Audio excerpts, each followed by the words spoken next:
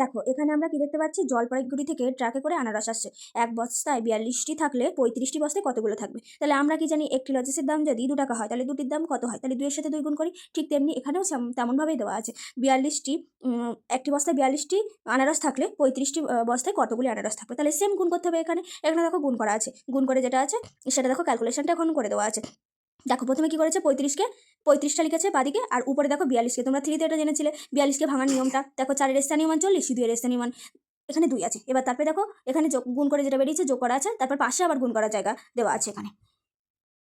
দেখো গুণ করার জায়গা দেওয়া আছে, তারপরে দেখো নর্মালি 42-এর সাথে 35 গুণ করা হয়েছে।